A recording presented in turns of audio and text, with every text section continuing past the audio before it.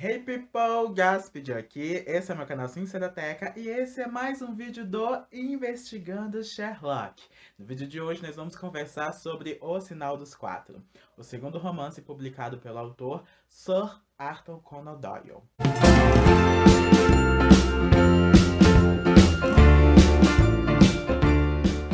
Esse romance foi publicado pela primeira vez em 1890. E se você está assistindo esse vídeo, eu quero que saiba que vai ter spoiler ao longo do vídeo, provavelmente. Eu não sei se tanto, porque hoje eu não vou falar muito da história em si. Mas os vídeos do Investigando Sherlock são vídeos como spoiler, porque essa é uma leitura conjunta entre eu, os meninos do Luago nos livros, os Sincerofãs e os Luagers. Então, se você tá caindo aqui de paraquedas por conta do título do vídeo, saiba que você provavelmente vai encontrar algum spoiler no caminho. Dito isso, eu peço que vocês me sigam nas redes sociais, elas aparecem aqui na tela, mas também se encontram lá na descrição do vídeo. Não deixem de se inscrever no canal, de compartilhar com os amigos, de ativar o sininho para receberem aí as notificações e de comentar. Eu quero saber o que vocês acharam dessa história. Essa é uma parceria Luagoteca, tá saindo vídeo aqui no Sinceroteca, mas também tá saindo vídeo lá no Luago nos livros. Então, por favor, visitem o canal dos meninos. As nossas abordagens são bem distintas, um vídeo complementa o outro. Então, quando terminarem de ver esse vídeo aqui, vão assistir o vídeo dos meninos, tá certo? O que eu tenho a dizer pra vocês é que o Sinal dos Quatro me incomodou muito. Por isso, eu não vou meter muito aqui aos fatos do livro, as coisas que aconteceram. A nossa discussão vai por um outro caminho, porque foi um livro que me incomodou bastante, que me decepcionou muito e que me pegou de surpresa, porque eu não imaginava encontrar tudo que eu encontrei aqui. Diferente do vídeo anterior, eu já vou começar dando a contextualização histórica, então esse é o Contextualizando Sherlock. Depois de dar esse panorama, a gente discute um pouco sobre o livro. E a discussão vai estar muito pautada nessa contextualização que eu tô dando pra vocês. Eu não tô aqui pra falar muito sobre o crime, o que aconteceu, e o criminoso, e como Sherlock descobriu tudo, porque eu me chateei muito com essa narrativa e eu queria que meu vídeo fosse pautado nisso. Quero discorrer sobre essa minha chateação. Pra gente começar a conversar, é muito importante entender a relação da Índia e da Inglaterra ali no século XIX. Bom, a Inglaterra começou a conquistar alguns territórios da África e da Ásia a partir ali do século XVIII. A Índia foi um dos países conquistados pela Inglaterra e a Inglaterra fez uma colonização territorial e conseguiu também um monopólio econômico na região. O domínio do território se deu através da Companhia das Índias Orientais. Eles pegavam as pessoas que moravam ali na região e recrutavam para o exército, ou seja, eles recrutavam indianos para trabalhar para a Inglaterra. Esses soldados indianos trabalhavam juntamente com os soldados ingleses e cuidavam ali da região conquistada. Apesar de trabalharem junto com soldados ingleses, eles não eram tratados como tal. Os soldados indianos ficaram conhecidos como cipaios. Os cipaios eram tratados como inferiores, eles recebiam menos, eles tinham condições horríveis de trabalho, eles eram constantemente humilhados pelos soldados ingleses e eram desrespeitados o tempo inteiro. A religião deles e a cultura deles era extremamente atacada. Eu gostaria de ressaltar que ali no século XVIII e XIX, os indianos eram bem misturados. Existia ali, dentre os cipaios, hindus e muçulmanos. E eram povos que não se davam tão bem, que discordavam, tinham visões muito diferentes. E isso gerava conflito, isso gerava desconforto nos cipaios. Sem contar que eles juntavam ali indianos de diferentes castas. E a gente sabe que a Índia segue um sistema de casta, e isso era algo que incomodava demais esses cipaios. Para vocês terem ideia da dimensão disso, a Companhia das Índias Orientais chegou a ter um contingente com mais de 200 mil cipaios. É muita gente. O desconforto e a insatisfação foi crescendo cada vez mais. E essa diferença entre tratamento de soldados ingleses e cipaios, essa coisa de ter que dividir um espaço com pessoas com quem eles não queriam conviver, porque de maneira cultural ou religiosa eles não se identificavam, as péssimas condições de trabalho, o salário baixo, tudo isso foi fazendo com que esses cipaios se virassem contra a Inglaterra, contra o exército inglês. Dessa forma, eles se rebelaram e acabou acontecendo uma revolta que ficou conhecida historicamente como a Revolta dos Cipaios. Um dos grandes estopins dessa revolta, né, algo que somou muito à insatisfação de tudo aquilo que eu já citei, foi o fato deles terem que impermeabilizar os cartuchos de fuzil com gordura de vaca e porco. Gente, tanto vaca como porco são animais sagrados ali para algumas religiões daqueles cipaios. A vaca era um animal sagrado para os hindus e o porco era um animal sagrado para os muçulmanos. Então, isso foi o fim da picada para eles e foi o que fez com que eles se virassem contra o exército inglês e se rebelassem. Um dos líderes dessa revolta foi o soldado Mangal Pandai. Ele liderou alguns motins, mas foi capturado e morto. Quando o Mangal Pandai é enforcado, a revolução de fato acontece, porque os cipaios ficam muito revoltados e começam a matar o exército inglês. Como eu tinha dito para vocês, o contingente chegou a ser de mais de 200 mil soldados, então era muita gente. Eles entenderam que eles tinham mais força, porque eles eram em número bem maiores do que o exército inglês, e aí se viraram contra esse exército, começaram a matar os soldados ingleses e os europeus que estavam por ali. O pouco do exército inglês que restou recuou, e depois de algum tempo, sim, a Inglaterra mandou novos soldados, e esses soldados reconquistaram a Índia, e a Índia ficou sob os poderes da Inglaterra por mais um século, porque a independência da Índia só foi acontecer no século XX. Agora falando do livro. Bom, em termos de narrativa, eu considerei O Sinal dos Quatro um pouco superior a Um Estudo em Vermelho. O crime é mais misterioso, apesar de ser bem próximo, porque também foi por envenenamento, mas existe um mistério maior em volta dele. O Sherlock não tem certeza de tudo de primeira, ele vai descobrindo tudo aos poucos, e isso enriqueceu mais a narrativa. Nós também não temos aquela quebra no meio da história, então a agilidade vai do início até quase no fim. E eu uso esse até quase no fim porque o último capítulo é focado ali no criminoso, ele vai contar tudo o que aconteceu, contar a história dele, e é um capítulo muito longo, muito arrastado, e foi um capítulo que eu não gostei. Aí eu acho que deu uma diminuída no ritmo, mas pelo menos foi só no último capítulo. Nesse segundo livro, alguns outros elementos são inseridos na vida dos personagens. Então a gente descobre sobre ali o uso da cocaína. Sherlock usa a cocaína para preencher um espaço, preencher um vazio. Quando ele está entediado lá no início do livro, ele está usando cocaína.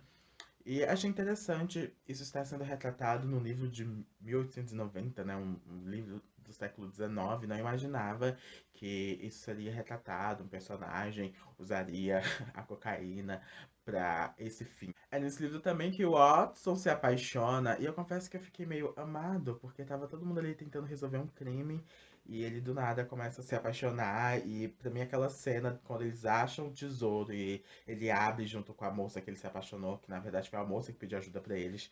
Quando ele abre o cofre e vê que não tem nada, ele dá graças a Deus. Eu fiquei meio que, gente, não é possível. Aquela declaração foi muito brega pra mim e eu me admiro a mulher ter gostado dela, porque eu ia ficar revoltadíssimo se perdesse um tesouro e alguém ainda dissesse na minha frente, graças a Deus. Mas agora eu quero entrar naquilo que fez eu virar a cara pro livro, aquilo que me incomodou bastante. Eu quero falar sobre o racismo e a xenofobia em O Sinal dos Quatro. Sim, gente, é impossível fazer um vídeo e não citar isso. Pelo menos pra mim. Eu não consigo passar por cima disso tudo. O racismo e a xenofobia aqui atrapalharam muito a minha experiência, me afastaram demais da história, eu não consegui aproveitar nada. Eu terminei a história muito revoltado e descontente e chateado, porque eu não imaginava encontrar tudo isso aqui. É claro que em histórias tão antigas, né, clássicos escritos ali no século XVIII, XIX, XX, a gente imagina que pode encontrar, sim, machismo, homofobia, racismo, coisas do tipo. Só que, nossa, essa história aqui não foi uma fala, sabe? Não foi uma situação. Foi a história inteira baseada nisso. Porque como a Índia é um dos planos de fundos desse romance, a xenofobia vai acompanhando a gente do início ao fim. E ela tá presente na descrição dos personagens indianos, na descrição das situações que envolvem os indianos. Quando, por exemplo, eles falam dos funcionários da Casa do Solto, porque ele tinha alguns funcionários indianos, a gente percebe um tom de desprezo. Quando o criminoso vai contar sobre o crime dele, ele fala sobre os parceiros dele que falaram sobre o tesouro, né? Que foi o pessoal que criou essa coisa do sinal dos quatro. Tem uma cena que um indiano fala de hindus de uma maneira muito pejorativa. E o racismo está presente nas descrições do Tonga. Ele é um personagem negro, então na descrição ele é dito como selvagem, como uma criatura feia, como algo até desumano, algo desagradável aos olhos. Tonga é colocado de uma maneira que ele é um selvagem, que ele matou porque ele gostava de matar, porque ele tinha algo ruim nele. E o personagem é tão descartável que ele morreu assim na perseguição mesmo, porque o Jonathan Small era o suficiente para contar sobre o crime e era quem interessava ali. Para não ficar só nas minhas palavras, eu vou ler alguns trechos para vocês. O primeiro trecho que eu vou ler é aquele que eu citei do indiano falando de forma pejorativa sobre hindus. Olha o que ele diz. A coisa foi assim, Sahib. Eu conto para você porque sei que um juramento obriga um Vajre e que podemos confiar em você. Se você fosse um hindu mentiroso, podia jurar por todos os deuses dos seus falsos templos que o seu sangue iria manchar a minha faca e seu corpo ia acabar na água. Mas o Sikh conhece os ingleses e o inglês conhece o Sikh. Ouça o que eu tenho a lhe dizer. Então aqui uma pessoa que faz parte da cultura indiana está falando do hindu de forma totalmente pejorativa e ainda desrespeitando a fé desse outro indiano. Essa parte me incomodou muito porque nós temos um indiano menosprezando o hindu ao passo que enaltece o inglês. Então ele coloca ali o inglês, a palavra do inglês vale muito, então por isso que ele confia no juramento de um inglês e não confiaria no juramento de um indiano. Gente, isso pra mim não desceu de maneira alguma, sabe? Ficou entalado aqui durante o livro. Assim, eu achei de um péssimo gosto. E não me surpreende o autor ter colocado isso aqui, porque o autor era um homem inglês. E é claro que os ingleses se sentiam superiores aos indianos. É claro que eles pensavam que o que eles estavam fazendo ali na Índia, né, essa colonização da Índia era algo positivo e que os indianos deveriam aceitar de bom grado. É por isso que os indianos são retratados aqui dessa forma, como ingratos, como pessoas ruins e de caráter duvidoso, porque os indianos, né, na história real, estavam se revoltando e buscando a independência. E para um europeu é difícil entender isso, é difícil engolir isso, e é por isso que nesse livro nós temos indianos retratados de uma forma tão desonesta. Agora eu vou ler um texto que fala sobre Tonga, e essa fala aqui é do Watson, ou seja, é um dos protagonistas falando. Um homenzinho preto levantou-se, o menor homem que eu já vira, com uma cabeça grande e disforme e um tufo de cabelos desgrenhados. Holmes já tinha puxado seu revólver e eu peguei o meu ao ver aquela criatura deformada e selvagem.